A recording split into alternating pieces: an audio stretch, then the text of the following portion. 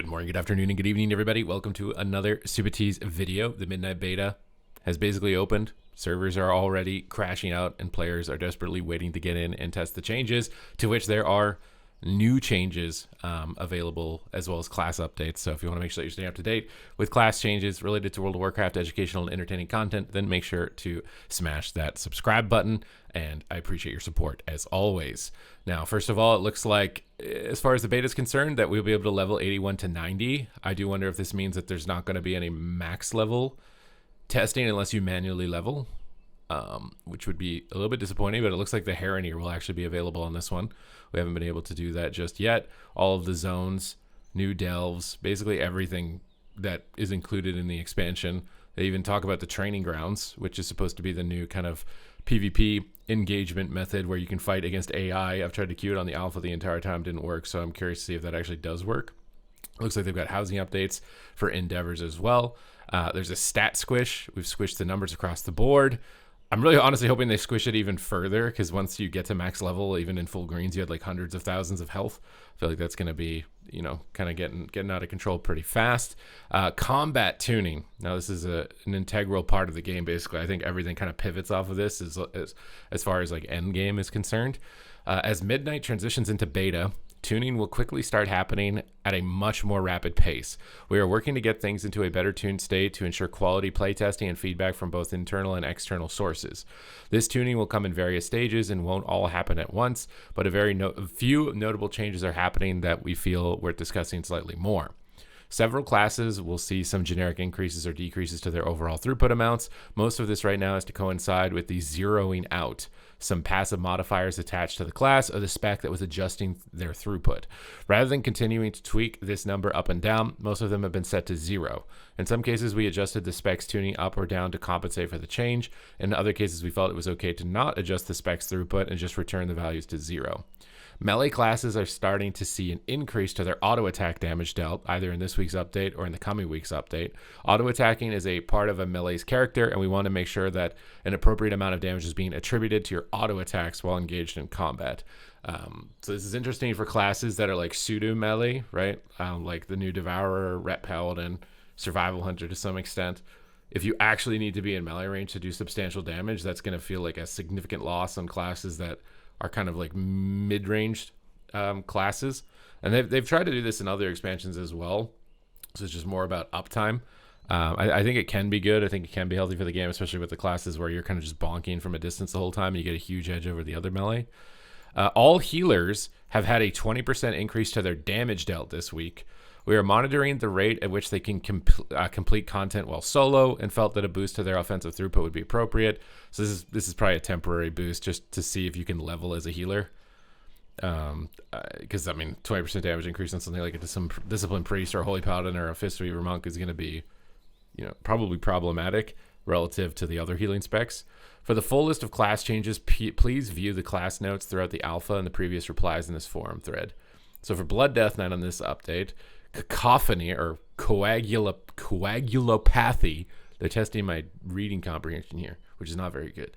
Duration has been increased to 15 seconds. The maximum stacks has been reduced to 4, and the blood plague damage has been reduced to 10% per stack, down from 25.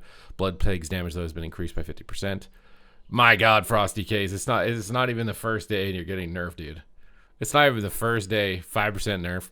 All right, guys, that's it for DK. Moving on to Demon Hunter, apparently. For Felscarred and Voidscarred, Devourer, Enduring Torment has been updated and now increases the effectiveness of Mastery Demon Within by 10% while not in Metamorphosis. Void Rush has been updated. Fury Drain Reduction effect duration reduced by 50% for the Hunt and Voidblade. The Fury Drain Reduction is intended to cover the duration of your dash and cushion the melee build from increased downtime they might suffer from dashing around. The previous values were too substantial, making the melee build a critical component of longer Metamorphosis windows. So nerfs to the melee build. Umbral Blade has been updated and now causes Reap's cooldown to be reduced by haste. That's really good. Reap is how you basically collect your souls on the ground and do damage, so that's going to make haste really valuable. Rolling Torment has been updated. When Void Metamorphosis expires, for each unused soul you harvested, gain 5 Fury and increase your damage by 0.5% for 12 seconds. So a little bit sustained damage outside of cooldowns.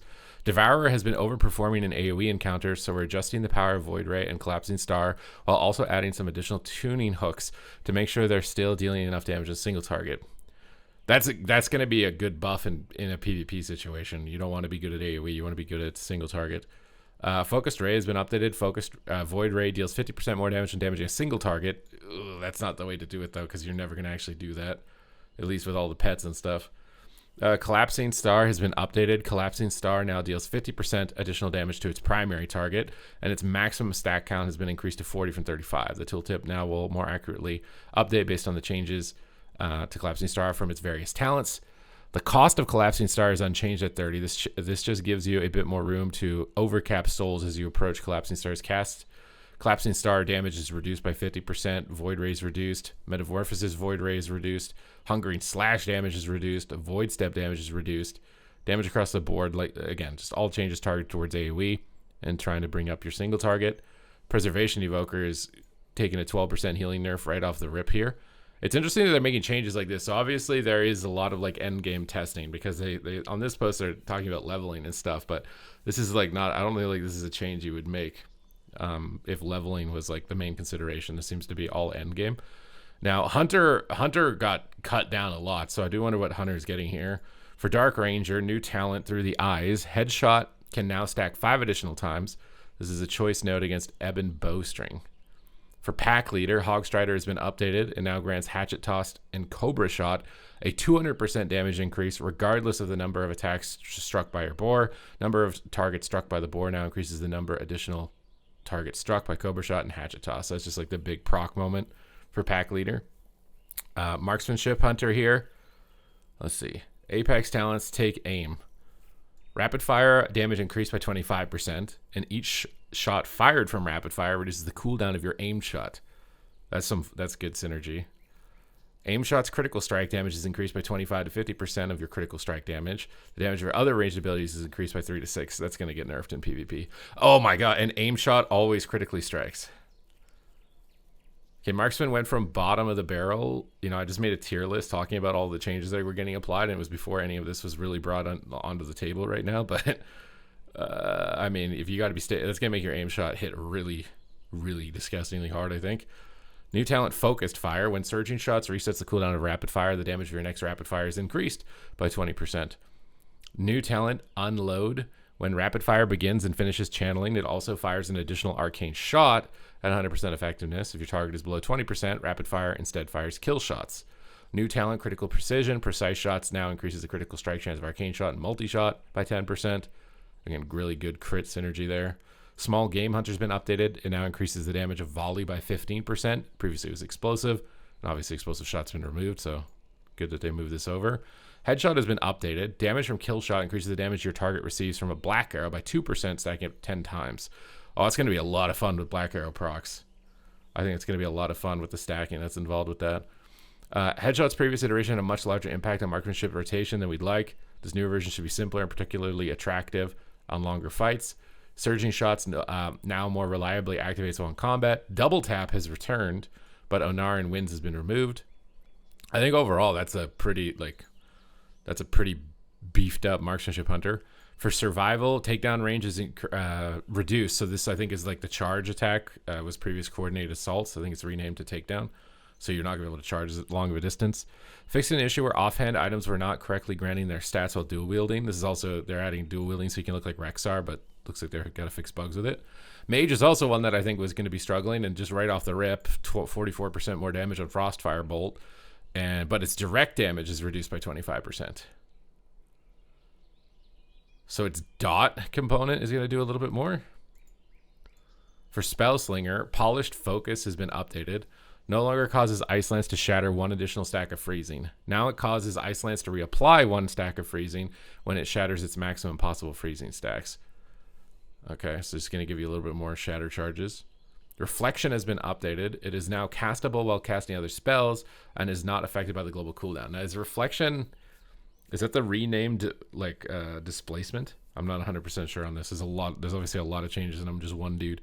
I think that might be related to that. I'll have to look at that, because that means you can like cast a sheep and possibly rewind your blink at the same time or something. For Arcane, clear casting's overlay now communicates how many charges of clear casting you have. Illuminated Thoughts now increases clear casting's chance to trigger from 3 down from 5. You get a 15% damage buff. You get 50% on Arcane Blast, 50% on Pulse, and 25% on missiles. So just juicing up Arcane. Your core mechanics have been heavily simplified, though, so this is likely just going to mean you're doing way more damage. Fire Mage. Feel the Burn has been updated. It now grants 2% mastery for 4, down from 3 for 6. So Fire Mage nerfs, actually. Fireball does 25% less damage.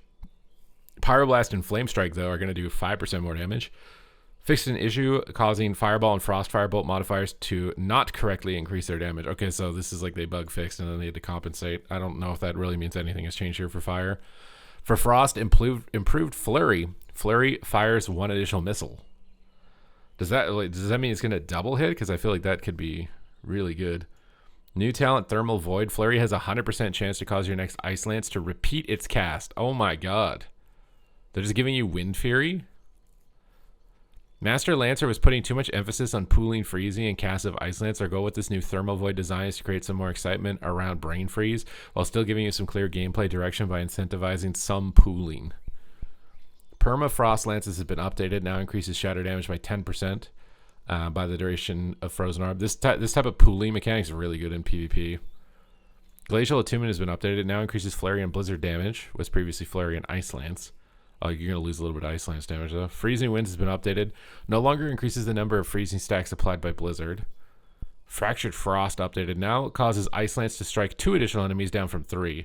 We'd like Shatter to be a powerful part of Frost kit in the 1 to 3 target range and slightly fall off as the target count gets higher and higher. Comet Storm should feel like an exciting exception to this rule. And Frost has always been like a 2-target cleave spec, so I think this is just keeping this spec in line with its identity. Ice Lance now shatters at 5 stacks, though, up from 4. The starter build has been updated. Good. A lot of the starter builds are really out of date. They're nerfing Shatter, though, by 50%. They're buffing Frostbolt by 100%. They're buffing Glacial by 100%. They're buffing Flurry by 50%. Ray of Frost by 50%. Ice Lance by 50%. So a lot of compensatory buffs here towards the bottom on most of your spells. And the Hand of Frost that you're going to be spamming in, the Claw that's going to chase people around. They did remove Master Lancer, though, and Winter's Whisper. Mistweaver Monks, Chi Warding, new talent. You heal for 3% of magic damage taken.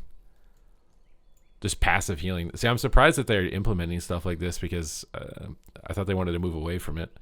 Secret Infusion has been redesigned. After using Thunder Focus T, your next spell gives 2 to 4% increase of a stat.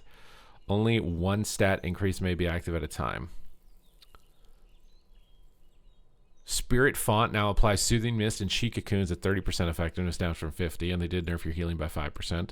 Thunder Focus T is also getting a longer cooldown, so you're going to have less windows where you can immune interrupts and get these kind of stat windows.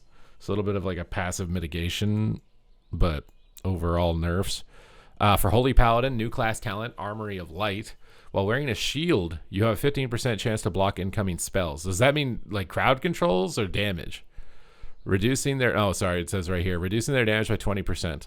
Without a shield, you have a 15% chance to parry incoming physical attacks, reducing their damage by 20%.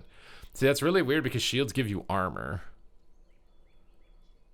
So, like, wearing the shield makes you tankier against the melee attacks and makes you tankier against caster damage. Now, maybe they buff your armor when you're wearing a two-hander. They're trying to add some gameplay here with wearing a two-hander versus one-hander and shield. I feel like as a Holy Paladin, that means now you just need to have 2 weapons. Also, in like maybe they're thinking in like solo content or something, like delves. Because I can't imagine in a dungeon you're gonna pull taunt a mob or something as a Holy Paladin. You probably always want the incoming shield block, just because there's gonna be magic damage hitting the raid most of the time. But yeah, it's kind of weird that the two-hander doesn't give you the physical or whatever, or the magic. Grendel, thank you for subscribing for 4 months. Solar Grace has been redesigned. It's now 5% haste. Gleaming Rays has been redesigned. Holy Power spenders deal 3% additional damage and healing. Sun's Avatar has been redesigned. Now always causes you to link to Dawn Lights and no longer increase the duration of Dawn Lights or release additional Dawn Lights during Avenging Wrath. Okay, that's a significant nerf, I think. You're not going to be able to just constantly spread Dawn Light around. Rising Sunlight has been redesigned. Now increases your healing by up to 10%. based on the average health percentage of allies with your beacon. Because you're going to get a little bit of like low health scaling healing like a Resto Shaman. Beacon of Savior absorb shield though has been reduced by 50%. And then nerfed all your healing by 5. Rep Paladins. You're just getting an 11% damage nerf. Nothing to look forward to, just some numbers getting squished. Discipline Priest. Master of the Darkness now causes Void Shield to reflect 15% of his damage down from 50. That's a significant loss. Void Shield and Power Word Shield now also share a cooldown. Void Shield and Power Word Shield can no longer stack on the same target per priest. We are making adjustments this week to lower the value of Void Shield, which we feel is negatively impacting gameplay and dominating the value of the spec. We're also preventing base Power Word Shield and Void Shield from stacking, which we felt was worth trying, allowing initially, but feel it's better for the specialization's health for them to be exclusive. So Disc must be really OP. Now, all the healers are losing their kick, so Disc Priest actually gets a buff to Disc because they didn't have a kick to begin with. Rogue! Oh my god, there's actually text here. Deathstalker. Darkest Night has been updated. When you consume the final Deathstalker's mark from a target, or your marked target dies, gain 30 energy down from 40. This looks like a nerf so far. And your next Envenom cast with 5 or more combo points is guaranteed to critically strike. Deals 40% damage though, down from 60. Increased damage and applies 3 stacks of Deathstalker's mark to the target. Garrote does not apply Deathstalker's mark while you have Darkest Night. The goals of these changes to Deathstalker's mark are to make it more forgiving to apply and to clarify the cycle of Deathstalker's mark and Darkest Night. Assassination no longer needs to be in stealth to apply Deathstalker's mark, which is a great change, but a new Deathstalker's mark cannot be applied while one is already active. It's also easier to activate Darkest Night. It now requires you to spend 5 combo points instead of the maximum. It can now be rewarding to save up to max since that finisher hits hard. Just making it more straightforward. Just get 5 combo points, boom, you're done. Darkest Night now also applies 3 stacks of Deathstalker's mark if no other Deathstalker's mark is already active. Darkest Night and Venom and Eviscerate cast with Darkest Night does not consume a stack of the active Deathstalker's mark. These changes to Deathstalker's mark and Darkest Night, why am I tripping up on this? Target situations where a player has Darkest Night but does not want to prioritize Envenom and thus can't apply the mark. For instance, they might have Darkest Night from killing an enemy, but want to prioritize Garrote and Rupture on a new pack. Now Garrote will still apply a new stack of Deathstalker's mark, and the player may use Envenom when appropriate. Before, it was impossible to use Darkest Night and Venom on a target with Deathstalker's mark, and we are retaining that behavior. We do not want it to be worthwhile in a single target situation to apply Deathstalker's mark with Garrote when you have Darkest Night. I'm not going to lie, this is confusing to me, but hopefully it just plays good, because reading that just seems confusing. Deathstalker's mark, Garrote, and Shadow Strike may now apply Deathstalker's mark even if the player has Darkest Night. So it's just about going like pull to pull and being able to just do your rotation normally and still benefit from it passively without having to think about it, right? I think that's just the core of this. Clear the Witness has been updated. Phantom Knives and Shuriken Storm damage got increased by 50%. Corrupt the Blood, it just gives you 10% rupture damage. Bait and Switch now causes Envenom to reduce magical damage taken by 15% down from 20. I didn't even realize that was in the game. You were just getting 20% magic damage mitigation. Hunt Them Down has also been reduced by 50%. So just trying to streamline it. I mean, the changes here basically is that this hero talent tree is really convoluted and complicated to understand. Just do your damage rotation and it'll give you a benefit. That's all I can really pull away from this, is that you can do your damage rotation now without having to consider weird like situations, and you're going to be fine. Fatebound, damage dealt by Tails Fatebound coin flips reduced by 50%. Trickster, Unseen Blade damage was reduced by 20%. These all just seem nerfs though. Oh, here's the auto attack buffs, dude. Assassination Rogue, 200% auto attack increase. Oh, but they're actually getting some buffs. Rupture and Garrote got 10%, and Venom got a 5% nerf. Internal Bleeding got 20%. Again, all these damage modifiers are going to just continuously change, I imagine. I'm trying to look for anything that's like gameplay changing and not just like a flat number change. So like energy regeneration is something that's pretty core. And they nerfed this before, so it looks like they're nerfing energy regeneration again with multiple bleeds and poisons. Implacable rank 1 now grants base 20% energy regeneration when Envenom expires down from 40. This is a lot of energy loss. Our goal for Assassination's rotation is to reward players for pooling enough energy to string together several Envenoms without letting the effect drop.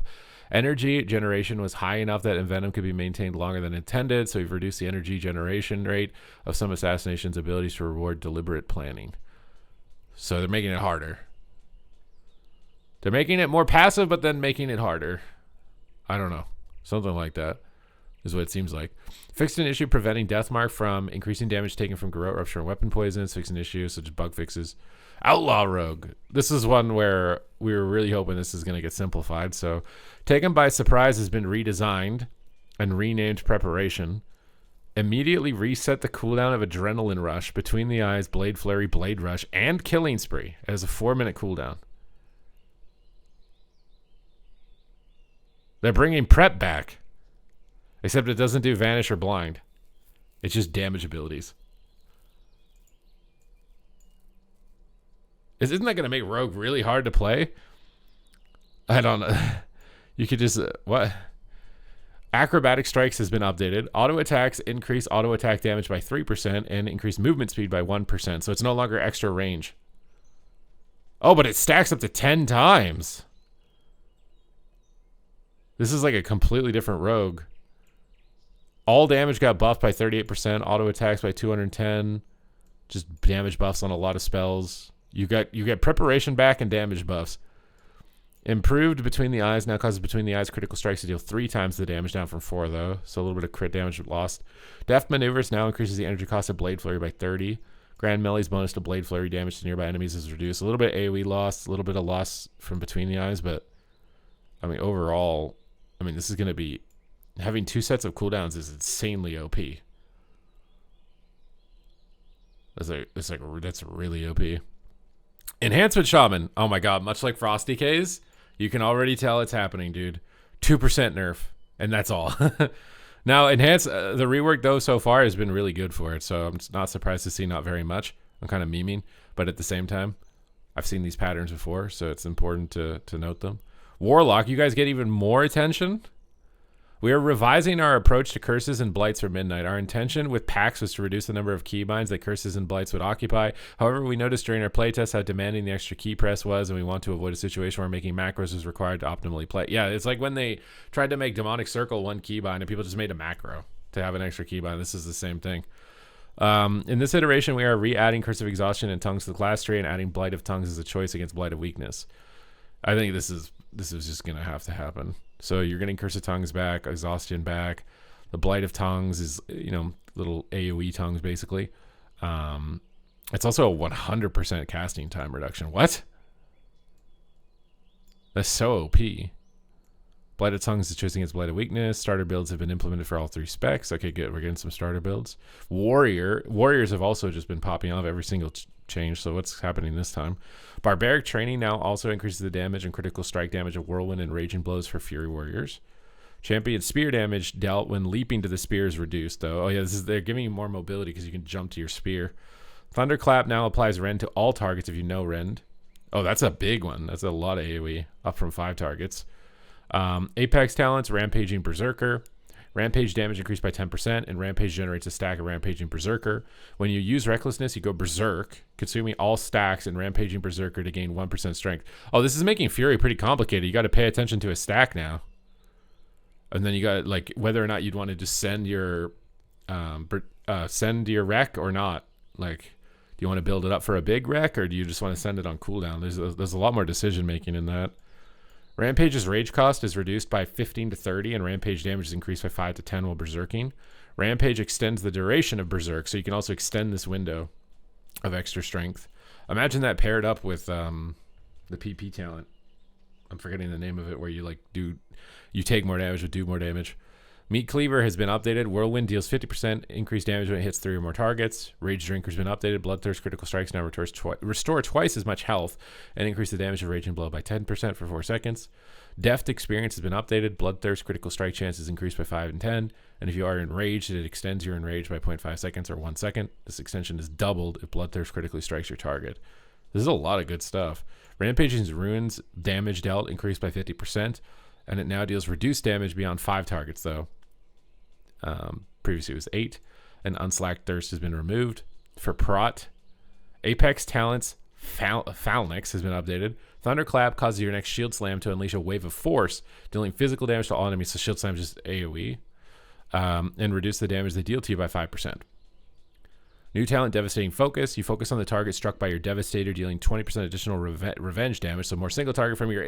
make the single target abilities do AoE, and make the AoE abilities do more single target. I mean, we're getting to the point where every spell is the same as every other spell, no?